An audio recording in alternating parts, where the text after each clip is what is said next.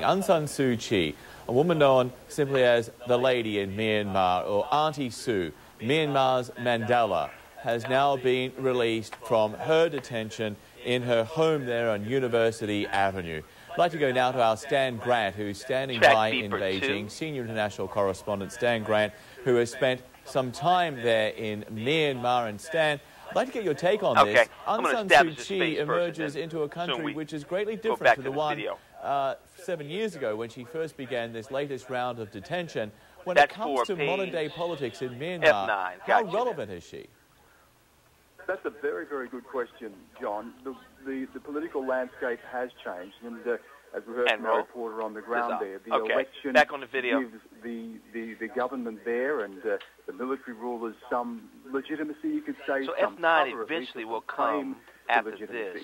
And also for Suu Kyi herself. We know that the National League for Democracy has been losing some ground. Indeed, there are splinter groups that have broken off from the NLD, such as the National Democratic Force, sometimes called the United Democratic Front, who has decided to contest the election. Now, they take a different approach. They are saying that what is needed now is more of a pragmatic approach, that the ethnic political issues, and remember this is a very ethnically riven country, that the ethnic political issues should be resolved, and the human rights issues should be put very much at the forefront. They're talking about the daily suffering of people on the ground there, and many people are now looking to see exactly what Suu Kyi can bring to the country. Now, we know that she is a symbol of democracy. We know that she has suffered for her beliefs, and she holds, you made a reference to Nelson Mandela, she holds that sort of mythical presence, that figurehead of democracy. But what can she actually bring to the country now? So there are others who are looking to that and saying, will she talk about sanctions? Will she argue for the lifting of sanctions? Give me a beat. Many argue are hurting ordinary people on the ground. So very much changed political environment.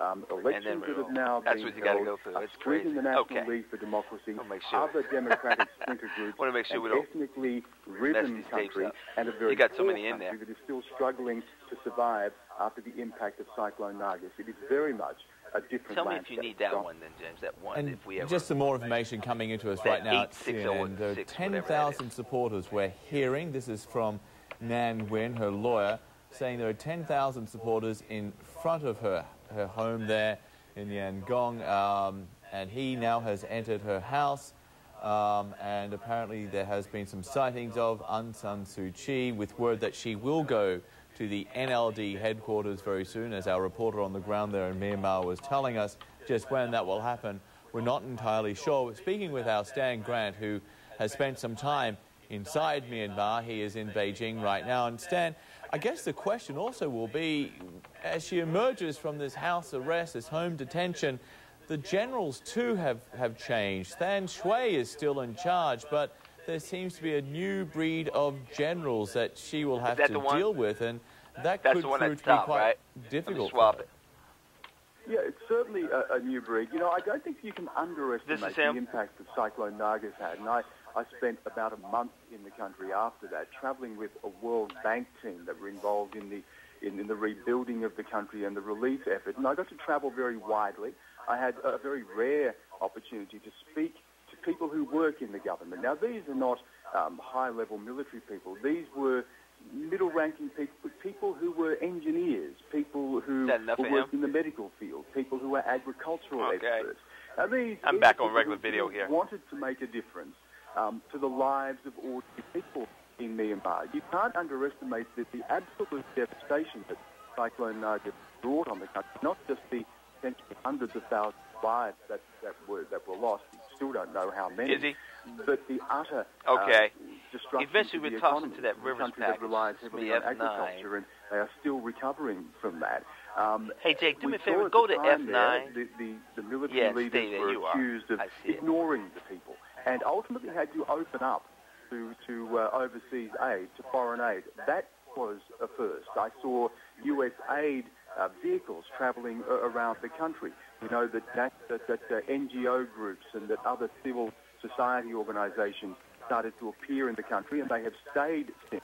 They were actually involved in training some of the people who contested the last election. So yes, a very different environment. We also know that the election of Barack Obama in the United States brought a change, politically at least, from the US, where they wanted to reopen dialogue, and he sent an envoy a couple of times now to Myanmar to open discussions. So all of these things have been happening, and while there hasn't been a sea change, there has certainly been some incremental change, and we know that there is a new generation of leadership emerging amongst the military themselves that are eager to see the country open up. And you have to look at this, John. This is an extraordinary country in many respects, an amazing geographical position. It shares a border to South Asia, a border to Southeast Asia. Of course, it borders China.